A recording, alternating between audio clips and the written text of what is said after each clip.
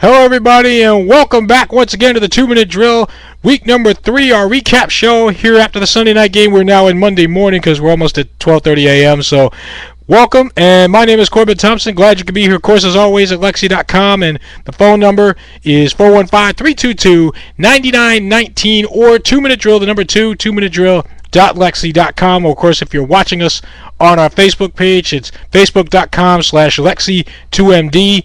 Well, sort of an interesting week when I looked at the slate of games, before the game started. The only two games that really jumped out at me were the Sunday night and the Monday night games, Miami and the Jets, and then, of course, you had the Packers and Bears on Monday night. So the Sunday night game at least lived up to the billing with the Jets and Dolphins, and so the Jets get the win there. But Pittsburgh being 3-0, Kansas City being 3-0. I know Casey Boy has to be pretty excited about his Chiefs, and not just that, the fact that he's won the Monday night contest the first 2 weeks, because really no one else other than Fred has gone up against him. And so I put that out there to everybody. On the Facebook page, we have our Monday night contest where you can win a gift certificate from King James Express and Restaurant.com. But outside of that, when I look at, New Orleans got knocked off. We talked about that on Thursday. And, so some interesting developments that came down, not just wins and losses wise, but also some injury situations that have come up. Steven Jackson for the Rams and some other ones. So, it was an interesting week 3 to see things unfold the way they did. But with that being said, let's get to it right now. Week number 3, we run it down. Tennessee and the Giants, our first game, and I might as well get this one out of the way. Tennessee, this game was tied at 10 at halftime, but the Titans roll away with this one, 29-10 over the Giants. Chris Johnson, 125 yards with a pair of touchdowns. The defense for Tennessee forced 3 Giant turnovers, although they certainly got some help from Eli Manning. Trying to throw left-handed. The Giants undisciplined, stupid penalties, and we've seen this. At least as a Giant fan, I've seen this with Tom Coughlin before, so it's not an utter shock to me that the Giants can play that sloppily and lose like that, to a team that they should have beat. But anyway, 10 straight win for Tennessee against NFC opponents, and I don't want to rail here. Certainly, that's not. This isn't the forum for me to rail, only because I can't leave voice comments the way I want. But Coughlin, he's got some work to do in that. This will be the next to last year of his contract. He's got 1 more year left, and the Giants don't like to do lame duck. So this essentially is his make or break year. And I actually heard on NBC tonight, I was watching the post game, and they were talking about the fact that Bill Cowher is getting closer and closer to wanting to come back and coach. And Jerome Bettis was saying that the Giants would be an ideal situation for him to be. Where do I sign? So that's just something to keep in mind for later on in the season. Anyway, Carolina and Cincinnati. The Bengals, 20-7 winners here. 4 turnovers from the Panthers. Cedric Benson, a touchdown run and a touchdown pass for Cincinnati to move them to 2-1. Pittsburgh and Tampa Bay, the Steelers, 38-13. They roll over Tampa Bay here. And this, like as I said in the outset, the Steelers are 3-0. Charlie Batch, his first start in 3 years, he was 12-17 for 186 yards, 3 touchdowns, threw a couple of picks, but didn't matter. Mike Wallace, 3 catches for 100 yards with a pair of touchdowns. Buffalo and New England. The Bills fall to 0-3. I mean, they came close, 38-30 against the Patriots. We had a voice comment earlier about the Buffalo Bills on our preview segment. Tom Brady, 252 yards, 3 touchdowns, 14 straight wins now for the Pats over Buffalo. Baltimore and Cleveland, the Ravens, 24-17 winners. Browns are now 0-3. Joe Flacco, 5-0 versus the Browns in his career. Anquan Bolden, 8 catches, 142 yards with 3 touchdowns. Peyton Hillis, a nice showing for Cleveland, 22 carries, 144 yards with a touchdown. Kansas City and San Francisco, we talked about the aforementioned Casey Boy and his Chiefs, 31-10. They roll over the Niners.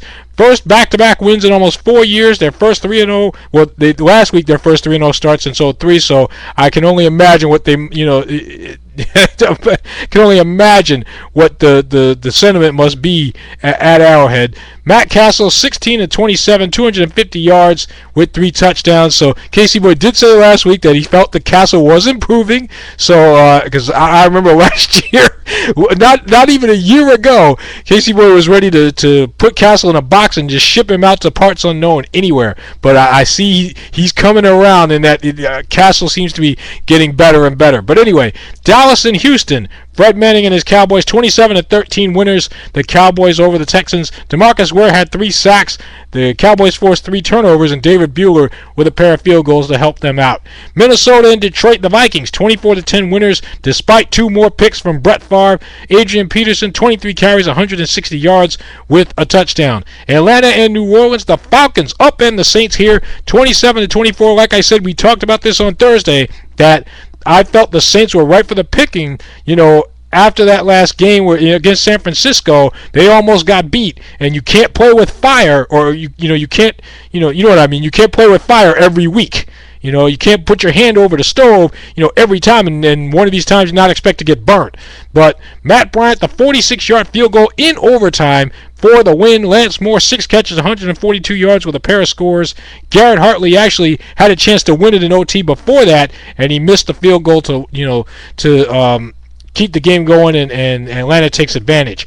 Washington and St. Louis, the Rams get their first win for Sam Bradford, 30-16 over the Skins. Steven Jackson left this game with an injured groin, so we'll see what his status is for next week. Philadelphia and Jacksonville, the Eagles, 28-3 winners here over the Jags. Mike Vick, 17-31, 291 yards with 3 touchdown passes and a touchdown run. Deshaun Jackson, 5 catches for 153 and a touchdown. Indianapolis and Denver, the beat goes on for Peyton Manning, 325 yards with 3 touchdowns.